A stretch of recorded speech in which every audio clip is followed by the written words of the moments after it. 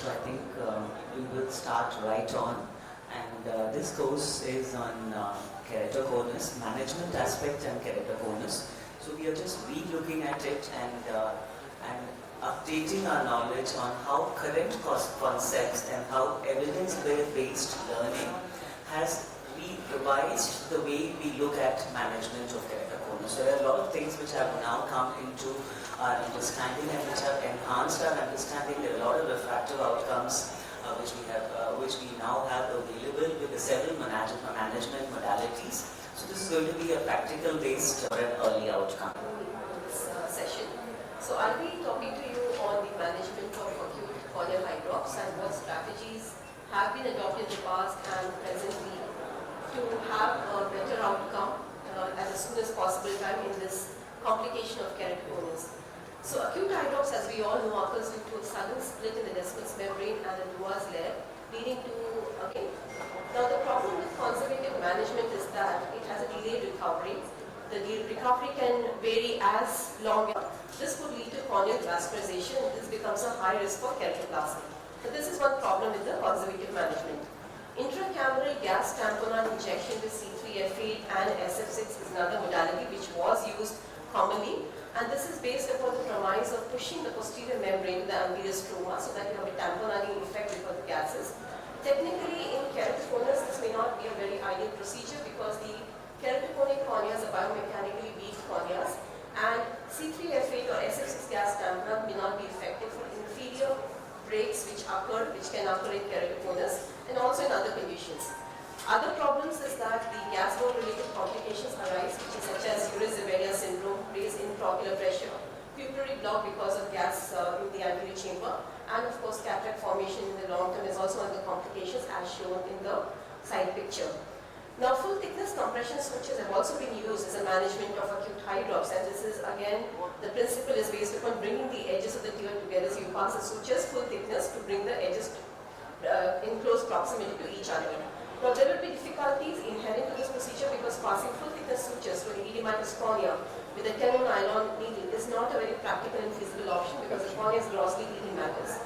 Now there are other mechanisms of applying compression sutures, and this is a modified technique which I'll be describing and sailing through a few cases where this technique is adopted, and this is passing partial thickness sutures, and this technique will involve complete avoidance of use of C3F8 and SF6 gases, and only air bubble, 100% atmospheric air is used to a very minimal extent, and this is not also retained in the endosentry, and even if it is retained to the less of 30% in the anterior chamber. Now this is coming to this technique. This is one patient who had hydrops of 3 weeks duration keratoconus, and the patient was also developing vessels in the temporal cornea because of long-standing duration. Now this is a surgical technique. We make a side put, we inject atmospheric air, and we pass the sutures from the periphery to the center in a arcuate fashion, and then the center part of the cornea will have sutures which is in a figure of 8, so that we don't have sutures passing within the stoma but as an overlay over the epithelial part of the cornea. So it is not passing through the sutures. This is to avoid scarring which can occur in the visual axis. This is the technique for application of partial thickness compression sutures. And how do you know the partial thickness? Is through the level of the air bubble in the anterior chamber. So we can see that through the procedure itself there's certain degree of edema which is recovered intraoperatively itself. And this is a post-op day 1 picture of this patient, and post-op day 3 we can see that there's a dramatic resolution of corneal edema on day 3, and peripheral sutures can be removed at this point in time except the center one which have to be retained until the healing of the posterior membrane defect happens. This is another case, of course this is not the session for pellucid, but quite often pellucid in keratoconus is considered in the same spectrum of the disease. In pellucid, the breach being in the peripheral centric region, this is the way of application because the sutures are applied radial to the side of the tear. So similar technique, and this is the pre-op and the post-op on the same day. You can see dramatic resolution of edema on the day 1 itself. But this was one case where there was a posterior membrane dehiscence 360 degrees in the mid-peripheral region, and similar thing was done. We made a side port and air bubble was injected, and sutures were taken in the periphery. The area where you see a relative translucency is the area where there is a defect in the posterior membrane, and this area is sealed by taking partial thickness sutures. lighter sutures are taken and towards the end of the surgery, a B-seal will be applied. And as we can see on the next day, this is the post of day 1 of the picture where we see a dramatic resolution of the corneal edema, and similar thing over a period of time it recovers even better at 1 week and subsequently. Now how do these modified steps help us? So when we take partial thickness sutures, it makes suturing through the grossly edematous hydrops cornea much easier because we don't have to pass it through the posterior membrane. The sutures also act as draining conduits through which the fluid seeps out, and this acts like venting incisions. So the fluid keeps coming out at the time of surgery itself, and you see a resolution of edema while doing the procedure itself. The resolution of edema can be seen interoperative for the same reason, because the sutures vent out the fluid which comes out through these sites. Now we use air instead of C3F8 and SF6, and this eliminates the risk of pupillary block and C3F8 SF6 gas-related complications. And the bubble also is not retained to 100%. It is less than 30 to 40%, sometimes even not required to have an air bubble also inside the anterior chamber. And this technique will not be dependent upon the gas in the anterior chamber, so it is effective for inferior blades as well and will have diverse applications. Now, how are the suturing patterns applied? Now, the general guiding principle for applying sutures is perpendicular to the tear when it can be identified. Quite often the tear can be identified. In hydrops, quite often we cannot. So as shown in figure 1, if you are able to identify the breach, then take the sutures perpendicular. But if not, then it is applied arcuate from the periphery to the mid-central part of the cornea and followed by infinity or mattress suture in the central visual axis, simply because we don't want the sutures to go intrastromally in the visual axis. In pellucid, almost always it is radial because the tear is concentric. Now, quite often intraoperatively, what helps is also to use a light pipe or an endoilluminator to delineate the site of the breach. So just simply reflecting like a sclerotic scatter will help in knowing where the actual location of the breach is. And this is just to identify, not that it's very important all the time, but this will also help in knowing the orientation of the breach. Now, why does edema resolve quickly with this technique is simply because of this cartoon which explains the principle of how the compression sutures are acting. So when we take compression sutures, it brings the anterior lamella closer to the posterior membrane, possible defect which is there existing in the posterior membrane, and as a result of which the anterior lamella comes in close proximity to the endothelial layer. And this facilitates the natural process of resolution of the hydrops which occurs by application of compression sutures. Now when we did this technique in group number of eyes, 29 eyes with this technique, and mean age of the patients in this study was 20 years, majority cases with keratoconus, we saw that the recovery of edema was almost close to 76% on day 1, 92% by 3 to 7 days, and 99% by 2 to 3 weeks. There was a dramatic clearing seen in subsequent visits. And pachymetry, which is unrecordable at baseline, was recordable on day 1, and thereafter 3 to 7 days and 2 to 3 weeks it keeps on reducing. The mean time of public suture removal was anywhere ranging from 25 to 68 days, and majority of the patients could be managed either with glasses or contact lenses subsequently. Now these are some of the representative cases where this technique was adopted. So we have a case of gross corneal edema which is almost like 80-90%, and this is the same day picture, and then subsequently on the day 4. This is another case where we see multiple loculi as shown in the OCT, and then thereafter sutures are applied in the central part of the cornea, and post-operatively we see that this dramatic resolution and good clearing happens subsequently. This is one more case where we see the effect on the day 1 and at 1 week. And this case I want to highlight because this was a case where there was a 5-day history of hydrops, and this patient was Down syndrome history of and this is a massive hydrops, and again the technique is very similar. We apply sutures, and because when this patient was taken after 45 days, there was some bit of scarring had set in. So sutures have to be tight, but this technique will be better if the sooner the will be applied. But in this case, because of fibrosis, it will take a little longer time. But eventually, the outcome has been good, and this is a patient and the sutures were all removed in 2 months. There is a good recovery of transparency also. Now, certain cases what I was having one more technique which can be adopted in a modified way or a similar pattern. Now, this is a patient where if you can see there's multiple loculi, and if you can see on the OCT, you see that the epithelium is very grossly thinned out. Now, in such cases when we try to apply sutures extremely tightly, compression sutures means there has to be compression effect, and so the sutures have to be tight. There can be cheese wiring of the epithelium. So how do we navigate this kind of a situation? Some of the hydros will present something like this. Now, in such cases, because you just want to bring the anterior lamella closer to the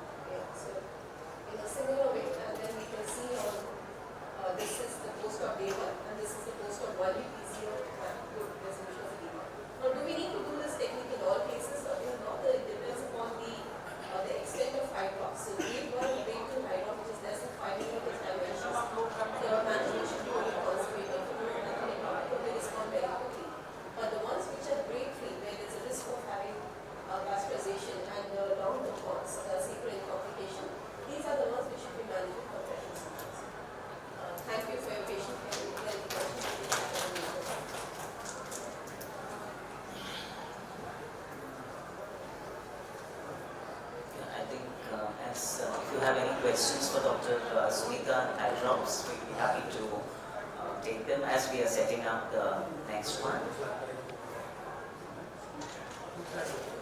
Yes, on.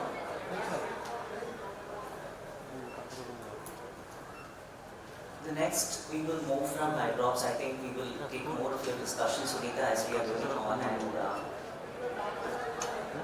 it's not playing, it's a video.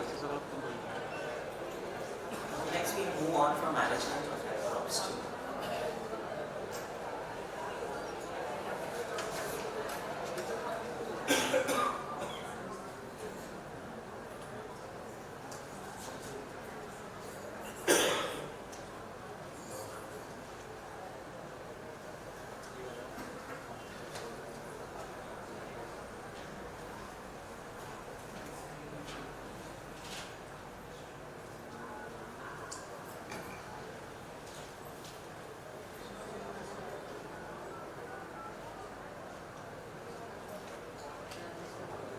doing it in the first instance. If they are ready to follow up, at close follow-ups, and they are ready to reduce the eye rubbing as much as possible, you could probably wait. But if the patient is not going to be coming up for follow-ups frequently, then you might want to consider it at the first instance. Again, when you have a bilateral disease, you have patients with Downs, Marfan's, if you have to do it under general anesthesia, whether you would want to do both the eyes at the same time, whether you would want to do one eye at a time, has to be something that has to be discussed in detail with the patient.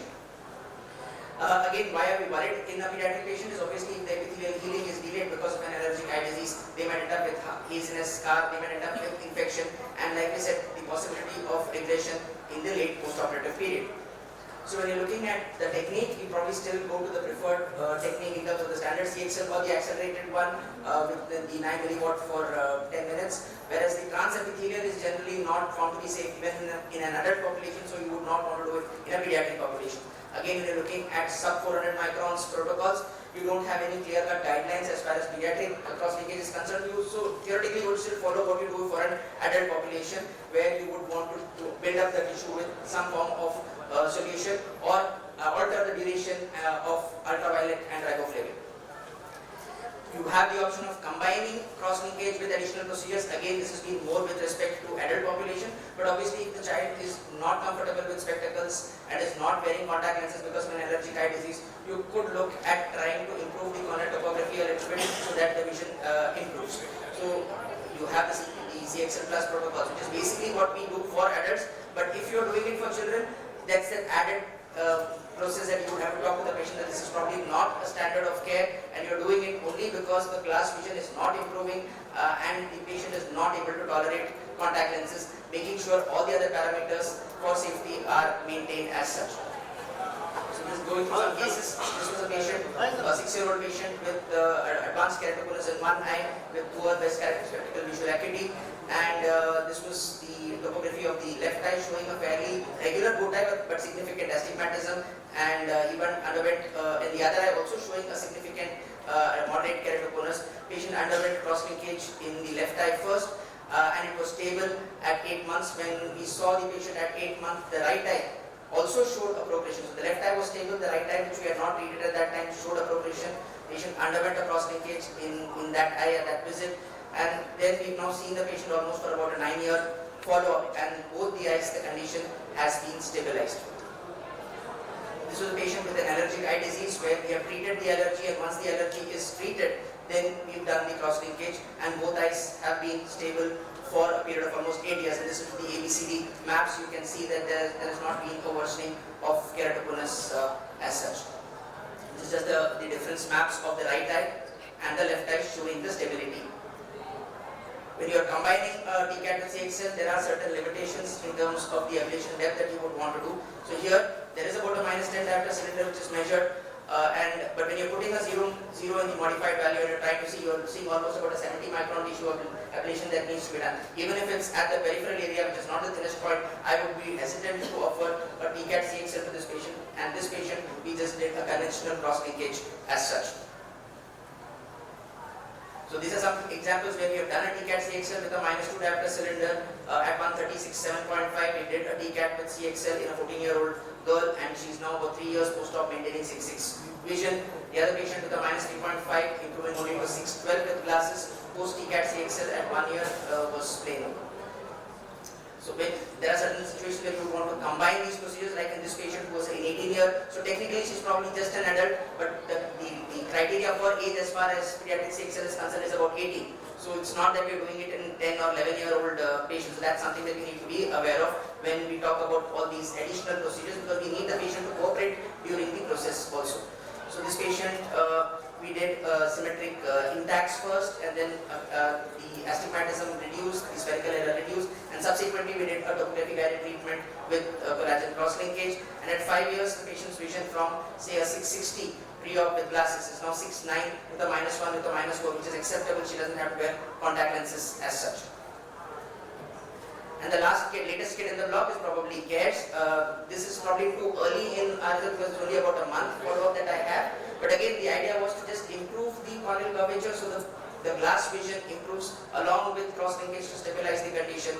And if you're able to improve the glass vision, we don't have to push the patient to wear contact lenses, especially in the setting of an allergic eye disease where the tolerance for regular contact lenses might be poor, and we might have to then shift them to a PROS lens. The problem with an intact or a CARES is if their vision doesn't improve with this, then we are forced to put a PROS lens because a normal RGP lens or a rose lens might not fit in these eyes. So that's also something that has to be discussed with the parents.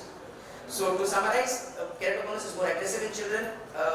You would either need to look at treating the condition at diagnosis if the patient is not ready for follow-ups. But if the patient is ready to come for follow-ups, you can observe and treat if there is a progression. Avoid eye rubbing is something that has to be told to every pediatric patient. Post cross linkage also, the possibility of regression of the effect is something that needs to be emphasized.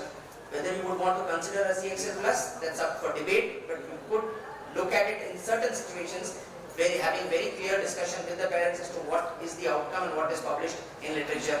If nothing works, the option of a PROS contact lenses or a DAP is always there. Thank you.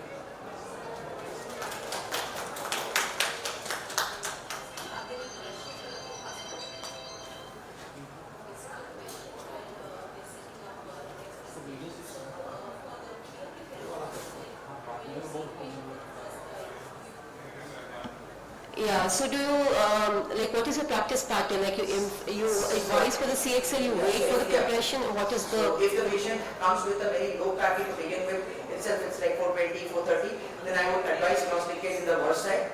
And the second eye I would kind of keep observing and do it if there is a worsening, telling them to avoid eye rubbing. But if they present with a pappy of say 470, 480, I still have some time, the glass vision is good, and they are ready for follow-ups, I would probably observe and see them every 4th monthly and repeat the topographies every 4 to 6 monthly as such.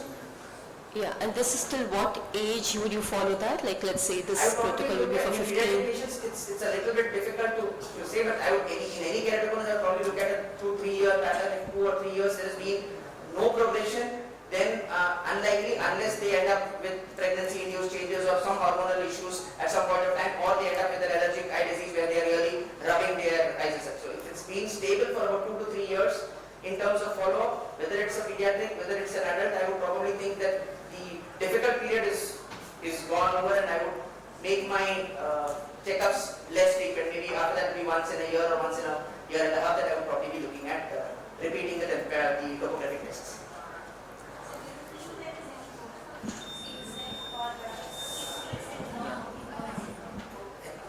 We've done repeat CXs both in the adult population and the children population. Problem is the definition of progression itself gets skewed because your data that you are seeing post-cross linkage is not the same as pre-cross linkage. Because we have treated it, we then give terms, cone has shifted, that is where the center is. The same without knowing the details. If you would have seen the topography maps, you would have said, oh, there is a progression. So it needs understanding of the epithelial mapping, it needs understanding of the topography, probably OCT might, probably because your pentagram, if there is a little bit of a risk, the data that you get from a pentagram is not very reliable. So there are multiple factors, and unless our criteria for progression is much more robust, it becomes very difficult. There are patients where you can definitely see a worsening of vision, a worsening of thickness, a worsening of topography, it is fine. But some of these borderline cases, it's actually very difficult to confirm that whether there is a shift of actually see the area which is stiffer, the area which is softer, and then probably understand what is exactly happening. I think we'll take more questions because we have few more talks. We'll combine all the questions after we finish both the collagen cross-linking talks. Dr. Ritu Arora was not able to join us in person because of a medical emergency in her family, but she's kindly sent over her presentation. Please play the presentation here. So after we have a more comprehensive understanding, we'll run through the talks in the end. Good morning, everyone. I am here to speak on the collagen cross-linking evidence-based learning topic, which has been given to me by Dr. Vanathi, and who has been very nice enough, kind enough to allow me to make the presentation through the recorded media. I will be just moving over the CXL and give a broad overview as to how we started and where we are. As you know, for cross-linking, which is now a procedure of choice and everybody is very well aware of for use of keratoconus. And so what are the things we need to remember and keep reminding ourselves so that the seemingly simple procedure should not go in a bad way. We have to remember what is cross-linking, where do we use cross-linking, that is the indications, when do we use and what time period of the disease we need to do cross-linking and why we need to do it. These are the four basic questions which we need to answer for anything whichever topic we are dealing with. As far as the history of cross-linking is concerned, it was started and basic research started in 93 to 97 by Thiel and Sporer in Germany. First patient was treated in 1998. Prior to that, the studies were done in rabbit. And now there are thousands of centers, and it's a standard of care known for keratoconus. The cross-linking basically aims to increase the inter- and intracollagen bonding and thereby stiffens the corneal tissue. It induces the additional chemical bonds between collagen fibrils so that it increases the mechanical and chemical resistance of the cornea through photopolymerization. It basically works through a photodynamic reaction where cornea is first soaked in riboflavin, that is vitamin B2, and then ultraviolet rays are applied to it. Then they too react, that is the activated riboflavin and the production of the oxygen radicals, which are the reactive oxygen species or active oxygen or O3, which leads to the induction of collagen cross-linking. That leads to increase in corneal rigidity, especially in the anterior 200 to 300 micron stroma, increase in the modulus of elasticity, collagen fiber thickness also increases, and it leads to resistance of stretching. There are multiple studies available on the utility of cross-linking, where most of the studies have proven that there is reduction in the keratometry, maximum K, starting within the range of 0.5 to 2 diopter, and a minimal improvement in the vision. But we can't compare different studies because they're not all randomized. Some are prospective, some are retrospective. They have varying time frame, and keratoconus being a disease which has altered way of progression. Numerous other studies have also been done. By and large, they all concluded that there occurs flattening of the corneal curvature, improvement in vision, and a decrease in myopia. But till date, there are only 4 prospective controlled clinical trials are available. Interpretation of cross-linking trials is fraught with difficulty because treatment criteria variability is there is recruitment variability, the disease is not properly defined as to progression of the disease, variable natural history of disease progression is there. We need long-term patients with large number of patients with long-term efficacy. The standardization of diameter of the treatment surface is not there. What duration for which the riboflavin has to be used before UV commencement is pretty variable. Frequency of application of UV exposure has been variable, and post-operative guidelines have also been variable. However, there is a low quality of evidence in the efficacy of CXL in treating keratoconus because we do not have uniformity in the inclusion-exclusion criteria and trial designs. All the 4 RCTs which have been reported have shown the clinical outcome of conventional CXL. They report a 90 to 100% success rate in halting the progression of disease. There was a significant corneal flattening, and they all showed evidence of disease progression in the control group. The treatment protocols use different formulations of riboflavin, delivery methods, the riboflavin concentration variation, and altered UV exposure. The indications of CXL in one way have by and large been halting the progression of keratoconus, iatrogenic keratoconus, infectious keratitis management, bullous keratopathy, progressive myopia, corneal melting disorders, combination with other treatments such as ICRS implantation and limited photoguided photoablation. The current status of cross-linking as per the USA Corneal Society, FDA has approved it mainly for progressive corneal and post-LASIK ectasia in April of 26. They approved standard rest-in protocol, which means 30 minutes of application of riboflavin and 30 minutes of UV exposure of 3 milliwatts per centimeter square. This was also indicated for infectious keratitis. However, they felt that the newer protocols and treatment regimens will further require refinement and investigations. But though it has to be used by progressive keratoconus, but in cases which are at risk, like children and in pregnancy, they could be used without waiting for progression. Mainly it is the smaller riboflavin which is used, 0.1%, more than 0.146% is used when used with LASIK. We do not have the definite definition, pitfalls being definite definition of progression, and there is no consensus available. The global consensus is available for steepening of anterior corneal curvature, steepening of posterior curvature, thinning or increase in the rate of corneal thickness. So, and they also proposed that in certain cases with inherent risk of progression, cross-linking may be performed if the progression has not been documented with the children, adolescents, and patients with advanced keratoconus. And however, a newer progression analysis classification in the form of ABCD system has already been introduced. We need photo, as I said, isosmolar or maybe hypoosmolar and thin cornea, which riboflavin with dextran or hypermalose and transepithelial form is available in thin corneas. UV light, which earlier the ideal is to use 370 nanometers, and this photochemical reaction leads to collagen bonds. The accelerated That's a very extensive description of the thing. Since we have more queries to be handled during thing, we will stop this talk at this and we'll move on to the next on the techniques of keratoplasties, and so that we'll take a comprehensive questioning at the end of this session. Thank you, Dr. Vanathi. Thank you for giving me the opportunity to participate in this instruction course, and very nice to see such an interested and engaged audience. I'm going to talk about keratoplastic interventions in keratoconus. Due to shortage of time, I'm largely be giving you a kind of an oversight and an overview, trying to show you the general principles and insights into how to proceed with the surgical steps.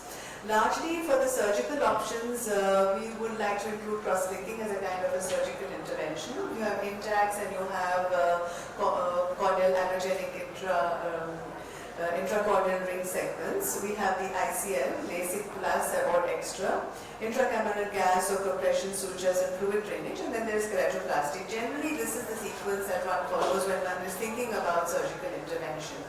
If you look at treatments for keratoconus randomly, you put it into any search engine. These are the kind of options which come up to you, and largely what I've shown you even from the proper professional approach is matching that. So if you have a patient searching for option, this is kind of what they're already going to come to you in the clinic with this background information accessible to them.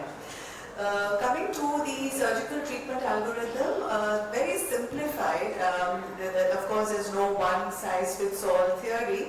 But if you have a very deep scar or a very thin cornea, you will go for surgery, either being to give tectonic support as well as also restore vision, because usually they have an extreme irregularity. On the other hand, there may be a patient who has low vision with RGP, with our rigid gas permeable lens, which is not meeting their professional and daily needs. So these are the cases that you would consider for keratoplasty. If this is not the case, then of course you will have progression and acceptable vision, and then you will consider cross-linking if there is progression, observed is stable, and if vision is not acceptable or the patient is intolerant to contact lenses, we have these other options available. Now keratoplasty, the decisions, the planning and the procedures. The goal of treatment in addition to other things is of course eye protection. So you have to have a tectonic support, and I will show you some of the examples that sometimes the patients who present come at such an extreme stage for various reasons that your decision making has to be different from what would be sort of standard considered in other countries. Then of course after that there is a visual rehabilitation and there is the surgery. So there's a case selection and the selection for the case, the surgical technique, and not to forget looking at comorbidities, because sometimes the patient may have Down syndrome, for example. So there's an additional challenge that has to be taken into account, and all that has to be factored in. So we have the patient, we have the age, the requirements, the disease, the pathology, prognosis, the eye, and with the advent of anterior lamellar keratoplasty, particularly the DALK procedure, the intervention has gone to a different level, because here we have the ability to use non-optical grade corneas, we're able to have lesser chances of endothelial rejection and so on. So there's a general paradigm shift that you go for as far as possible, avoid a PK in these cases, but even a DALK is a keratoplasty. So keratoplasty is not without complications. You can have infection, you can have inflammation, you can still have astigmatism, and then you can have suture-related problems, because with DALK we are not eliminating the need for sutures. And so you have to decide whether to graft or not and choose a procedure most beneficial for the patient. And for places where they do not have the luxury of plentiful tissues, one would use a non-optical grade tissue from a younger donor and keep a backup optical grade tissue when you're doing ALK or a DALK. And if you're a standalone surgeon and you're getting a tissue from an eye bank, then obviously you will ask for an optical grade tissue, because you may perforate at any stage. General considerations, DALK versus PK. In keratoconus, when we traditionally do keratoplasty for other indications, we like to have a 2 mm margin all around the donor. So largely we will go 4 mm less than the corneal diameter, largely when you're talking about the host definition. But in keratoconus, you're driven more by the extent of ectasia. So preoperatively, you should know what is the extent of thinning, and then you have to remove that diseased cornea. So you may have to go larger than you are comfortable with. So whereas PK, we're more comfortable in the 7 to 8 millimeter range, but sometimes you have to go more, you have to go larger than that if the cone is very extensive. Then oversizing. So we have a host cut and then you have a donor tissue. So with DALK, if you go same size, it's going to be very difficult to press down that tissue, and then that itself produces mechanical distortions in the host descendants, and that can compromise the vision. So generally we are comfortable with a 0.25 to 0.5 millimeter oversize. With the PK, one could have none, or again 0.25 or 0.5 depending upon the surgeon's expertise. Because on one side we want to restore vision, we want to have a stable eye as well as a stronger cornea. And vision, these people already have got used to wearing glasses, etc. So having a bit of astigmatism or having a refractive error post keratoplasty is not that much of a problem. They can get used to wearing glasses or even contact lenses after the surgery. Donor considerations we have done, and the benefit of DALK is, of course, you can taper and stop the steroids earlier. Whereas with PK you have to give prolonged. A few surgical videos, and this is an example of a child who was recently operated about a month ago. She's 8-year-old now, and when she was initially seen, she was 2. That time a diagnosis of keratoconus was made. She was very young. 2-year-old is very young actually for a keratoconus, and she was very difficult to examine. But on the table that time one realized that actually it was more looking like a keratoglobus. So an attempt had been made for a DALK, but it had to be converted to PK, and it was a very large diameter graft as a consequence. So she had that at the age of 2. She has a clear graft and she's 6'18". She's a bit older now, and it was a keratoglobus. so a tilt was planned, but you could have a similar picture with a very advanced keratoconus or a keratoconus combined with a pellucid marginal degeneration. So the general principle, very extreme ectasia, very, very thin cornea going right up to the limbus. You would prefer to do a tuck-in, and this is a much larger graft than one would expect. With the past experience this time, though I had a perforation initially, I was able to put in air in the anterior chamber, and with the help of IOCT, I was able to identify the area of the perf, and I just sutured it because I really wanted to avoid going for a PK. I was not having enough stability to continue with the dissection with that air bubble repeatedly leaking out, but that suture seemed to do the trick. And then the manual layer by layer dissection, I was able to complete the hose dissection, and this is the donor preparation, and after removing the desmids, there is a little bit of a margin made all around, and here I like to do a little beveling of the periphery of the donor, because you're trying to tuck it in to make a little ledge, and just manually thin it, and then this is the non-optical grade cornea, so it's looking very white and opaque, but this clears up by the next day, and the patient did well. The rest of the surgery is quite straightforward, and we put a bandage contact lens. So this concept of tuck-in lamellar keratoplasty is published, and there is a video available, but I've already shown you the principles. Due to lack of time, I will not show it again. And these are several more examples where the tuck-in lamellar keratoplasty has been useful. This is actually a case of combined keratoconus and pellucid marginal degeneration, and again I just want to illustrate my point that you can have these extreme thinning and ectasias, and then you have to consider a modification in the surgical technique. So these are the surgical pearls that try as best as possible to avoid converting to PK, because here we have to remove the entire disease cornea, otherwise you'll be suturing a thick donor into a thinner host, and you will not solve the problem. These were the surgical tips I've already mentioned, and with that I'll stop there. Thank you.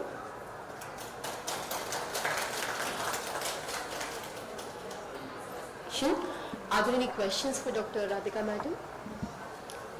Madam, one question for you. So quite often many of the patients have been using contact lenses, and their pachy is very low.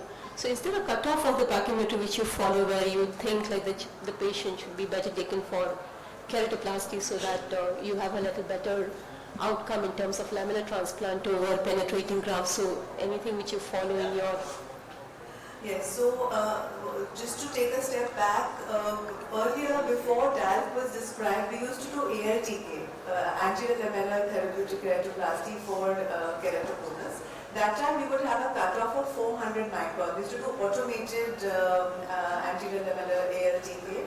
So there we used to keep a cutoff of 400 microns of the host to use the automated microkeratome system. Now that we have understood that we can go for DALC, and we would like to go as deep as possible, because there it was anterior lamellar keratoplasty versus penetrating keratoplasty, and we felt that you just need to thicken the cornea and regularize the cornea. But with DALC you get better vision because you have less of post-trauma. So now your question was whether you have a minimum thickness for which you would consider whether to go for a PK or DALC. Early intervention rather. Early intervention, yeah. So I would say that if it is 300, if it's in the range of 300 micron, I would prefer an earlier surgical intervention. That's roughly the ballpark. But it's not only driven by thickness, it's also driven by the patient's comfort with going for surgery, the vision. Some patients are quite okay with, very, their 624 vision, they still feel that no, we can manage like this. Then the patient may have Down syndrome, for example, where they're managing. So, you have to consider that as well. Thank you, Thank you, Madam. ma'am. Thank you, Sunita. So, I think in the interest of time, I'm just going to walk you through the crux of my presentation is, are the newer technologies really helping us, and where do we stand from the current evidence of knowledge about newer technologies? So keratoconus is one disease where I think there are varied management protocols applicable in the different stages of keratoconus which we look at, and most of us, when we need surgical intervention, what we do is we do Dark is the surgical option which we have. So this is a big bubble dark in one of my pediatric patients here. And I think the clarity of vision which dark affords is, is the best which you probably have when we look at lamellar surgery interventions for keratoconus. So it's conventional, it's been there for a long period of time. So now moving over and looking at instead of tissue replacement surgery, which keratoplasty largely is, we are now looking at tissue addition keratoplasty procedures, and more of this is being adopted in keratoconus practice here. So what we have with us is intrastromal keratoplasty, Bowman's layer transplantation, collagen allogenic intrastromal ring segment implantation, and these are the three ones which are probably looked at in an increasing manner of late here. The Bowman's layer transplantation has a little learning curve. It's a little more tedious to create these grafts. We have very little literature about just about 2 or 3 studies which talk about the long-term results of Bowman's layer transplantation, but all report about a 70% success rate in the management of arresting progressive keratoconus and providing good visual outcomes for our patients. I think the literature is available for most of us to read here, so I'm not going to delve into these due to paucity of time here, but I'll just move on to what we have in our own practical experience. CARES is then again advocated by Susan Jacob and her group here, and they do claim wonderful results in steepening even advanced cases of keratoconus in the immediate post-ops and in subsequent follow-ups which we have. So we do have 2 large-scale studies here which do talk about their long-term outcomes here, but I think we need to learn more, and our understanding needs to evolve more before we do advocate it as standard of care for management of progressive keratoconus and advanced keratoconus here. What we are now looking at is intrastromal lamellar keratoplasty, where we do place we dissect the tunnel in the host cornea, and we place lenticular tissue, host tissue on the eyes here. So I do adopt doing this on patients who are not amenable to contact lens wear and do not want an invasive keratoplasty procedure here. So it creates a femtosecond intrastromal channel in these patients. Again, these being keratoconus eyes, it's not easy to create a channel in these, and once you have to make a few modifications in your technique here. So that's a femtosecond channel creation in a progressive keratoconus eye here. The donor tissue is fashioned with an automated microkeratome here, and is about 180 to 100 microns thickness fashion, and about 8.5 to 8.9 millimeter lenticule is then taken. The femtosecond channel lamellar dissection is then opened up with a simple lamellar dissector here, as you can see here, and the donor's tissue which has been fashioned is then inserted into it. So this is a less invasive procedure. It's a newer tissue addition procedure which a few of us are looking at and seeing if this will help us. And after the tissue addition, the lenticule is placed in the lamellar dissection. The epithelium is removed and the patient is subjected to the conventional collagen cross-linking protocol. So I do this as an alternative to those corneas which have become too thin, where you cannot use the routine protocols here.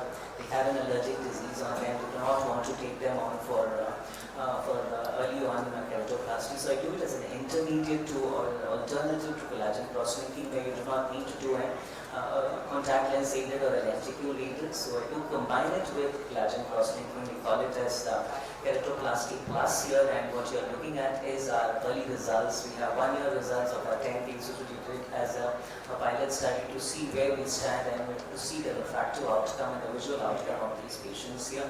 So most of our graphs, all our patients are doing well. They have induced a flattening here.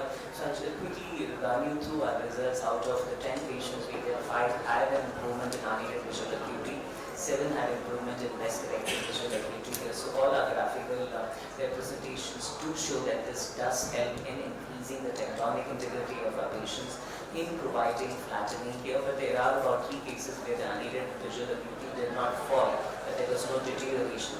And post-operative intraocular pressure monitoring would be a little difficulty because you thicken these corneas here. So when you look at structural integrity, this does afford an increase in the corneal thickness. It provides a flattening and a stability of progressive keratoconus. It does improve a few of the parameters of collagen cross-linking here. The visual acuity again had a statistically significant improvement both in unaided and the visual, and the best corrected in all our patients here. But corneal aberrations did not improve here. So when I do compare patients who have had an intrastronal lenticular keratoplasty with the collagen cross-linking vis-a-vis a dull, the clarity of vision still seems to be better in groups which have the dull, obviously because you do not have two interfaces which you have when you are putting in a lenticule compared to what you have in dull is only a single interface. So currently it still is probably just an alternative modality for those cases where you cannot take them off. We need to understand more, and probably more literature will help us see where we stand in terms of tissue adhesion keratoplasty. I do thank our team which works with me in our Indian Institute of Medical Sciences, and I think you can read more about this on our February issue. We have a comprehensive cover of lenticular adhesion techniques in keratoconus. Thank you for your patient hearing, and I would invite Sharon. I think she will talk to us on what is being most discussed, refractive options in keratoconus. How do we go about decision making, and how do we stand in when we are taking over to Sharon?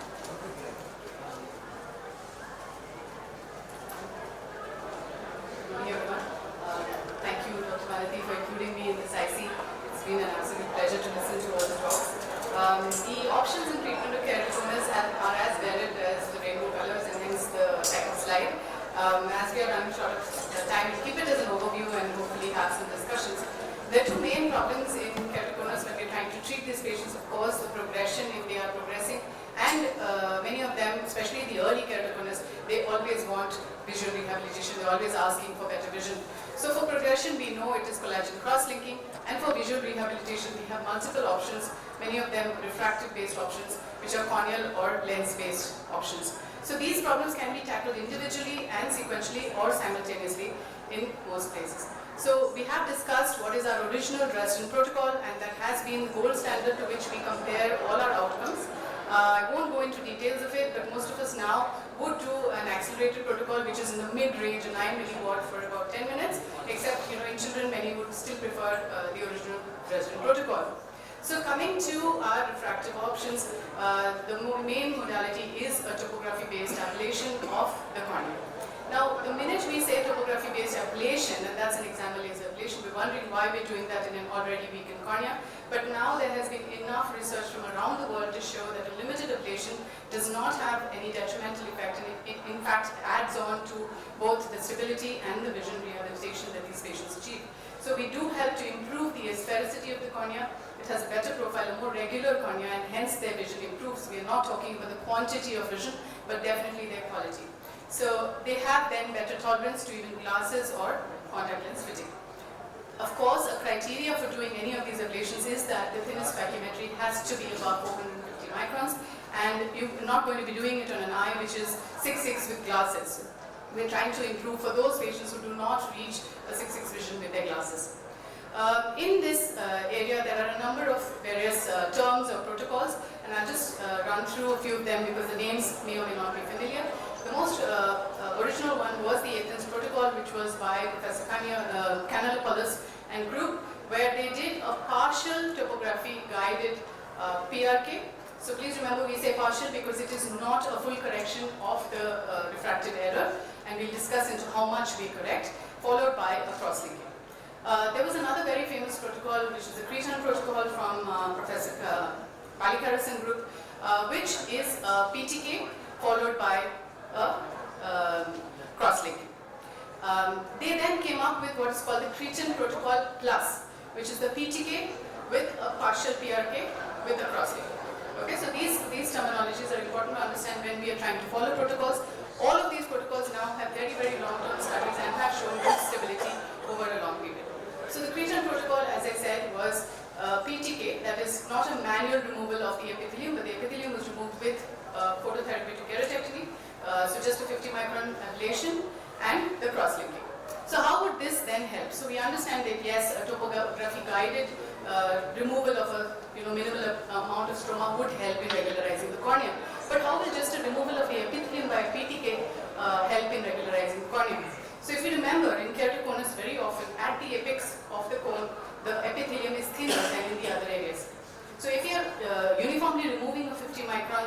epithelium using a PTK, we are removing some amount of stroma in that area as well. So that is the basis from what the Creighton protocol does help. At Narayana Nethralaya, we have come up with another protocol which is now called the TREC protocol, which is also a PTK and a cross-linking. This is done on the Schwind platform, unlike the Creighton protocol, which is done mainly on the Wavelight platform. So the difference between these two protocols is that both of them are a PTK. The Creighton protocol is on the Wavelight platform. It is about a 6.5 millimeter zone of ablation and works extremely well when you have a very well-centered cone, because the ablation is central, the cone is central, obviously it's going to help to flatten the cornea. The challenge is when you have a decentered cone, which very often happens in keratoconus, then if you're ablating bank center, it's not going to help you regularize the cone that much. So that's where the TREC has a little bit of an edge. We do have now published papers on it, where basically you can decenter the cone. So we'll talk about this a little bit in detail. We start with the topography guided partial PRK.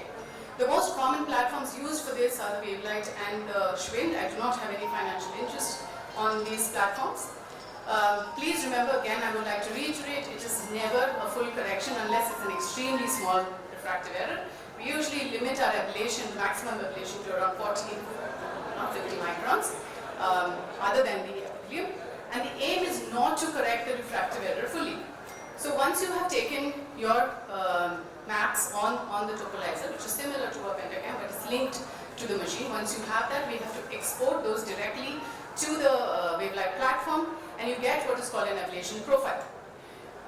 This is just an overlay to try and understand how it's ablating, but this is what you see on the machine. So you have to enter the diffraction.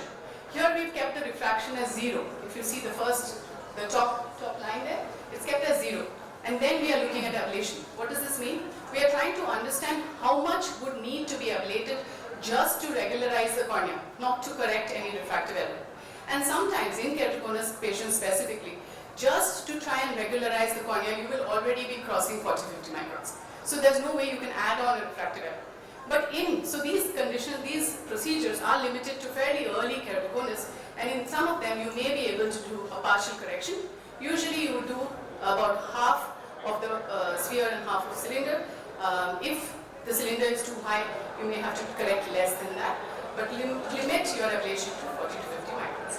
So the aim of the treatment is not refractive error, it is minimizing stromal ablation but trying to get a more regular cornea with a better aberration profile and overall an epithelial regularization, which then helps the vision and also helps them get a better corrected visual acuity even with glasses or a contact lens fit.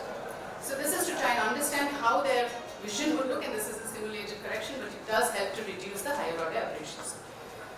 This is on the Schwind platform where it works slightly differently. This is a topography guided, but you don't have to mess with the Q, which you have to do in the Wavelight platform. You don't have to adjust the Q value. It uses the topography to just do the ablation, but you can reduce the amount of ablation. Now what happens, I've been harping on the fact that you have to limit it to 40, you have to keep the cornea more than 450. What do we do if we have a patient who does not fit? Does it mean we cannot do any of these procedures? We do now have options, so like the Creighton or the TREC, where you can do a very limited area. So once you reduce the zone, and this is our understanding even from our refractive surgery, that once we reduce the zone, the amount of ablation is going to reduce. So if you reduce from a 6.5 to a 3.5, where you're only ablating here the cone, then obviously the amount of ablation is going to be less. Remember, we are combining it with a cross-linking, so you do have to manually de-epithelize around this area so that you have an adequate cross-linking as well. And these are our papers. Anyone, if you're interested, I can always share them. And you can customize the depth and the amount of ablation. So these are just to share a few cases on how our results would be. So this is a patient who's undergone a TREC, and you can see the pre-operative in the first slide.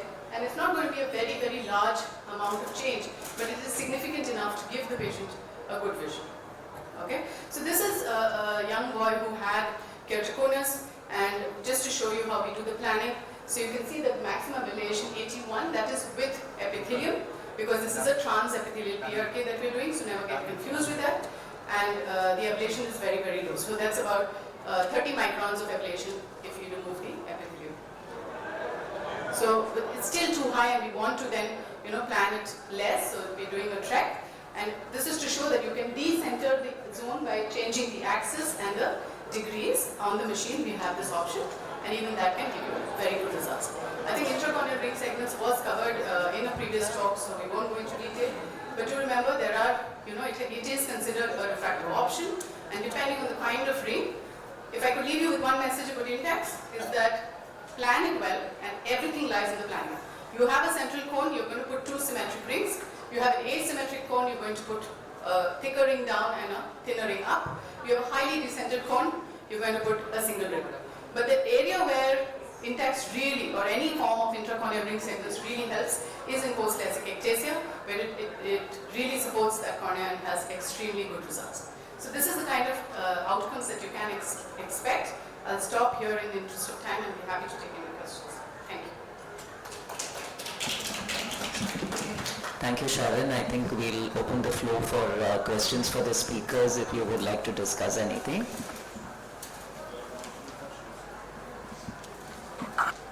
Yeah.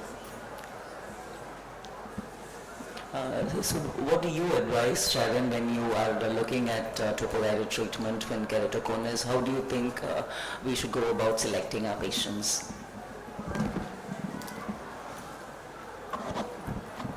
So first thing is, first thing of course, we prefer to avoid any such treatments in pediatric age group if possible, unless there's any extraneous reason, and usually there isn't. So it's mainly for it's fine. So it's mainly for young adults. As I said, we have to consider if the patient has the criteria where they have above 450, they have a very mild to moderate kind of a keratoconus, they want some sort of refractive correction, then those are the patients who are ideal for this, right? It does not mean we need to do it in everyone. If the patient is willing to wear contact lenses or already wearing contact lenses, happy with it, then you can go ahead with a regular cross-linking and continue the contact lens afterwards. They're going to get good vision. So you have to see the patient's requirement as well. It's not really a blanket on it. Most importantly, as ma'am very nicely showed in her algorithm, allergy is something which really needs to be controlled very, very well before any of these procedures. Otherwise, they do have wound healing problems, scarring, things like that. So. Thank you, Sharon. I think I have one question for Bhaskar. What's your youngest patient, Bhaskar? I have two problems when I'm looking at pediatric cross-linking. One is the reliability of corneal topography imaging in these patients, and with younger patients, I don't know how young is what you see, and how do you look at topography imaging in these patients. And I rightly agree with you that looking at enhancement, especially if you're looking at say 3 or 4 years post cross-linking for an early on you've done in their end of their first decade, and the collagen already compacts as a healing sequelae to the collagen cross-linking. How do you look at monitoring for these patients?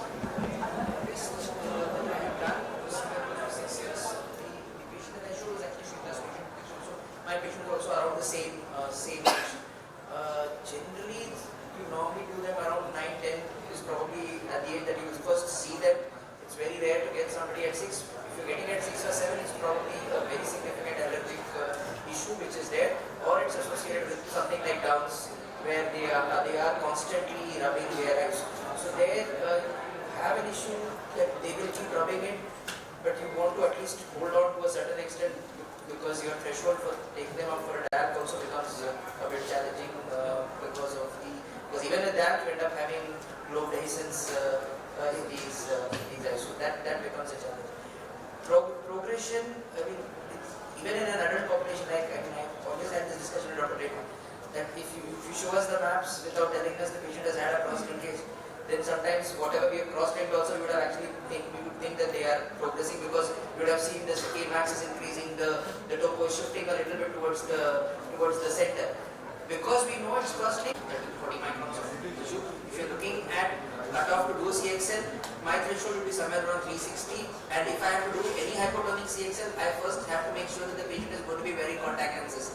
Because less than that, if the patient is not wearing a contact lenses, no point in subjecting the patient to a CXL, because anyway for a visual rehabilitation he or she will need a DAC. I mean, then I will offer DAC as a single stop solution rather than subjecting him to a CXL, then not using contact lenses, then 1-2 years down the line doing a DAC, and wasting the Yeah. patient's money. Yes, and that is epithelial off thickness, which you mean? Yes. Epithelial off thickness. That's something you need to do when you look at your pentacam. It gives you a thinnest packy. It's always with epithelium on. So that's when if you do an epithelial mapping and take into consideration, it's epithelial off thickness which you are looking at, and you probably will also need to combine it with enhanced technique like contact lenses or using a smile lenticular over when you're looking at those thinner corneas. Yeah. The only thing is when you're looking at very advanced cases, you have options. You now right now by putting in a lenticule, but everything has a cost. There is a limit in terms of what the vision you will get. They might still need to use contact lenses versus if you've done enough DAGs, you sometimes feel that you might Yes. give them faster vision at lesser cost. So that decision making sometimes becomes a bit of a challenge. I think we need to wind up.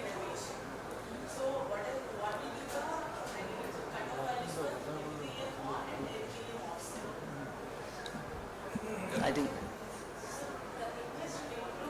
the epithelium, see, the epithelial thickness is not constant, and especially in keratoconus, the epithelial thickness varies. So that's why now in all recent advancements, they are looking at corneal epithelial mapping. So that's what you're going to look at. So always we will keep an epithelium off of 360 to 380 if it's epithelium off. So you will do your mapping and you will calculate case to base. It cannot be given as a standard protocol. Okay, that's where your mapping of both the topography and your epithelial thickness mapping comes into play. Okay, I think we will now hand over the podium to our next IC, and I thank you all for being with us and the interactive session, and I thank all my speakers as well. They have a quick photograph, please.